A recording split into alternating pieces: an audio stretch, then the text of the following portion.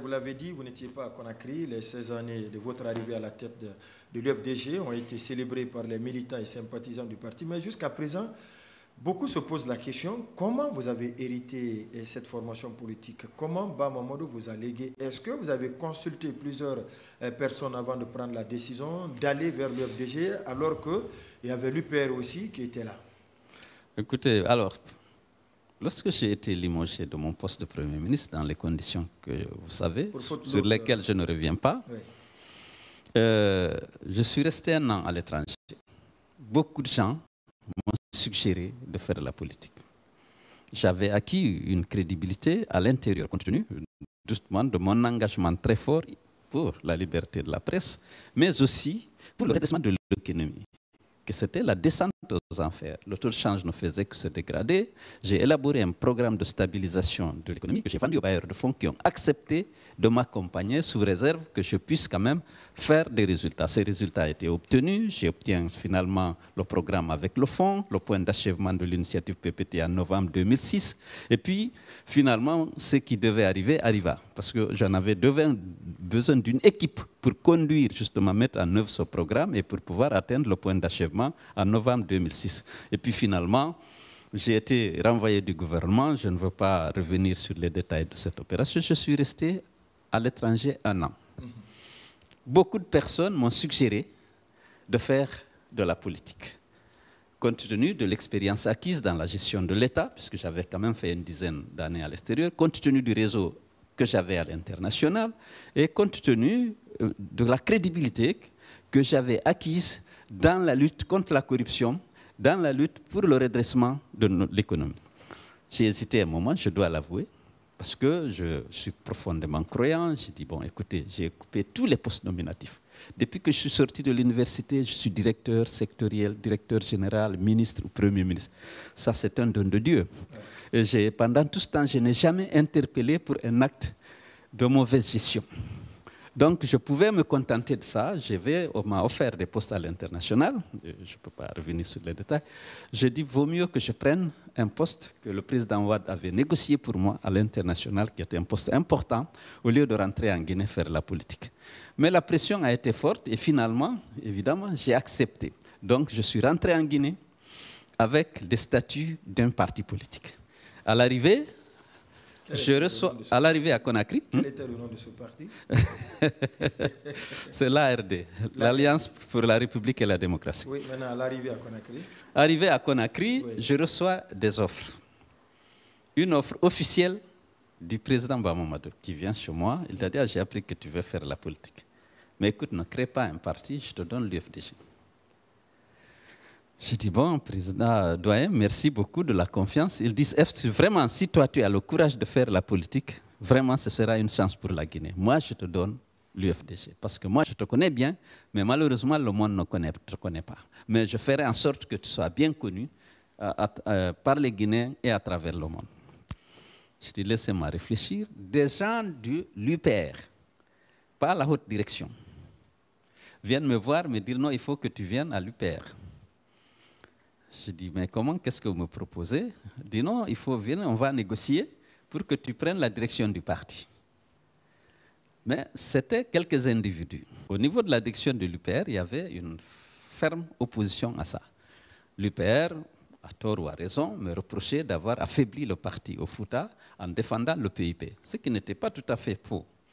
Je ne visais pas l'UPR en tant que tel, mais j'ai fait la campagne pour le président Conté et parfois pour le PIP à l'occasion des élections législatives.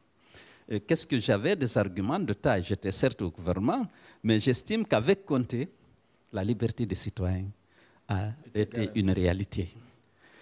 C'est une région où, source d'émigration. Vous ne pouvez pas dire à votre allié d'aujourd'hui, au RPG, qu'à l'époque, la liberté des citoyens était garantie. Non, c'était... Attendez. Nous sommes en 84. Nous étions dans un régime très autoritaire. C'est vrai que Sékou Touré était le pionnier de la libération de la Guinée et même de la décolonisation de l'Afrique. Mais en ce qui concerne les libertés, en Guinée, il y avait énormément de restrictions. Vous vous souvenez du Campo Aro et tout, je ne reviens pas là-dessus sur ce débat entre partisans et adversaires de Sékou et de ce régime.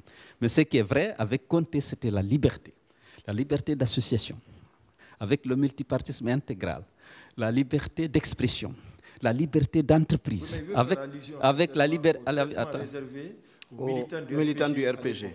Hein? Il veut faire allusion au traitement réservé par votre Non, gouvernance. je n'ai pas dit que le régime était parfait, mais on est sorti d'un régime autoritaire à un régime libéral. La liberté des citoyens était totale. Les gens pouvaient voyager, rentrer chez eux. Lorsqu'ils ont acquis des biens ou de l'argent, ils viennent investir dans leur village, on ne leur demande pas de compte. Cette liberté d'aller et de venir, d'investir, avec la libération de l'économie qui a accompagné, a permis à beaucoup de Guinéens de venir mener des activités de leur choix et de gagner de l'argent. Il y a eu donc cette liberté des citoyens qui a été quand même donnée par ce régime-là. Alors donc cette campagne-là, je l'ai menée pour dire qu'on n'avait pas raison de rejeter le président Conté, qu'il fallait le soutenir.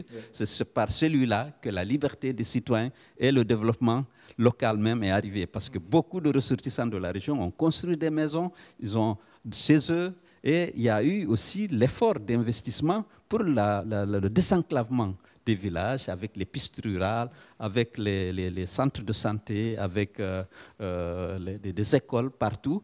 Je rappelle que lorsque le président Conté est arrivé, le taux d'inscription au brut était à 26%. On est passé à 76% à sa mort. Donc on ne peut pas dire que c'était nul. Mais bref, ce n'était pas là. On est sur la question de mon arrivée à l'UFDG. Alors l'UPR m'a proposé, certains cadres de l'UPR estimaient que j'avais ce qui manquait à leur leader, c'est-à-dire le réseau international, puisque lorsque j'étais Premier ministre, ils m'ont vu avec tous les grands de ce monde, le roi Fahd, le roi Abdallah, le président Bush, Obasanjo, Bouteflika, le sommet des Nations Unies. Voilà, un peu partout, converser avec des hommes, les grands de ce monde ou de l'Afrique. Donc certains ont estimé que je pouvais apporter ça à l'UPR. Oui. Malheureusement, certains étaient hostiles. Ils estiment que j'ai nui à l'UPR, qu'on ne peut pas prendre le parti et me donner. Finalement, je me suis résolu à venir à l'UFDG. Il y avait la notoriété de Mamadou et de Baouri, il faut le dire, mais le parti n'était pas implanté. Vous n'avez consulté personne pour prendre cette décision? J'ai consulté quelques amis. Qui, par exemple? J'ai consulté mon grand frère, le vieux Selou, je lui ai demandé, et puis j'ai Kassouri, à l'époque j'avais d'excellentes relations avec Kassouri, je lui ai demandé son avis. Bref, finalement, j'ai décidé de prendre... Qu'est-ce qu'il a dit, lui, particulièrement, Kassouri? Non, il m'a dit qu'il pense que c'est plus prudent pour moi d'aller à l'UFDG. D'accord. Qu'il connaissait? Connaissait, mais je lui ai posé le problème. Parce que finalement, l'offre de l'UPR, avec beaucoup de négociations, c'est d'aller pour être adjoint. Et puis, on verrait au moment des élections, il pourrait, compte tenu de mon expérience dans la gestion de l'État, il aurait pu peut-être me désigner comme candidat. Mais il n'y avait pas de garantie. Donc, mais au-delà de ça, mais il y avait ma propre analyse aussi de la situation.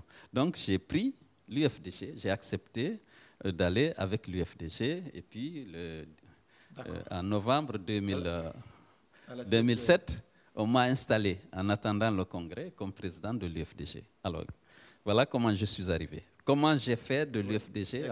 Bon, allez-y. Oui, allez-y.